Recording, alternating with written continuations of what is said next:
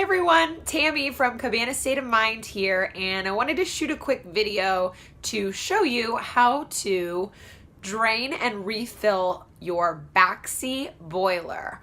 This is something that I just spent several hours trying to figure out, and there was nothing online about it. The user manual sucks, and I finally figured out how to do it, but I thought I was going to have to pay to have someone come out. It's so stupid. There's no point in paying a couple $100 for something that takes literally 30 seconds. So let me shoot a quick video and show you how to do it yourself. So this is the backseat boiler.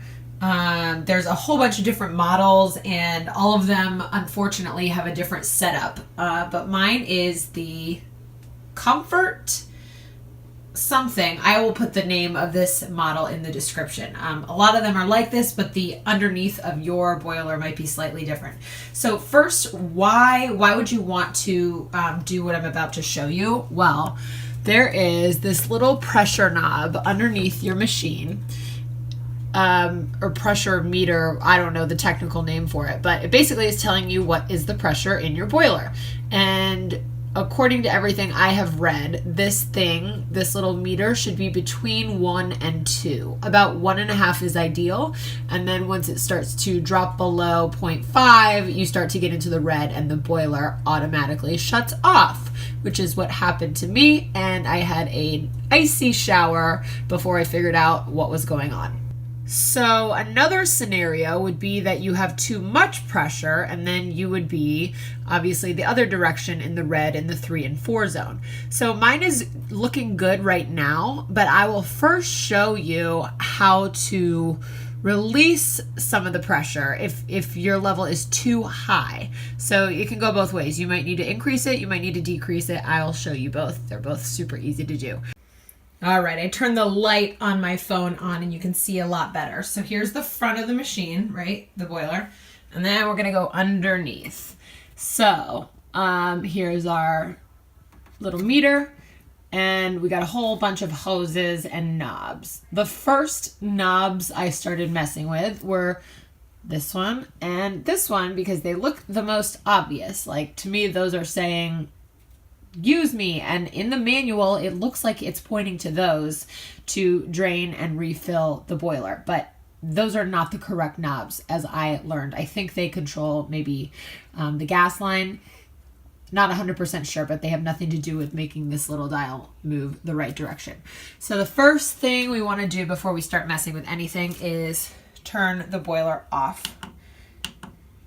All right, so I've got it off, and when I was messing with this the other day, actually I had an error code. So you probably will have an error on here if your pressure is too high or too low. So just turn it off, and now the knob that we want to use to drain the boiler is this one. So I'm just gonna really slowly reach in here.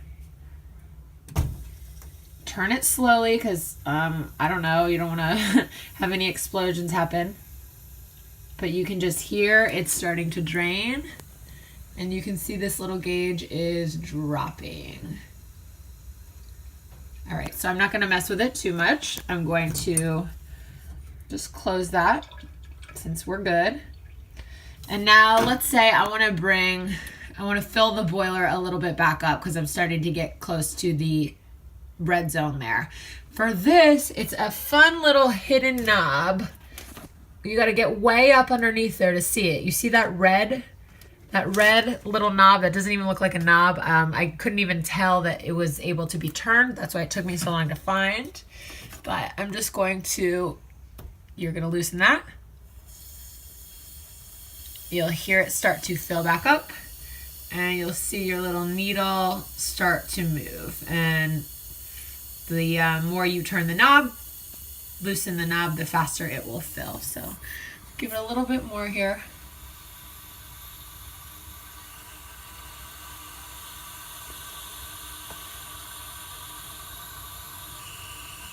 All right, that looks good.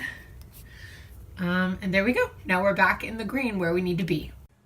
I know this wasn't the most beautifully shot video of all time, but hopefully it'll save you some money on having a plumber have to come out to your house for something you can easily fix yourself. I am all about that.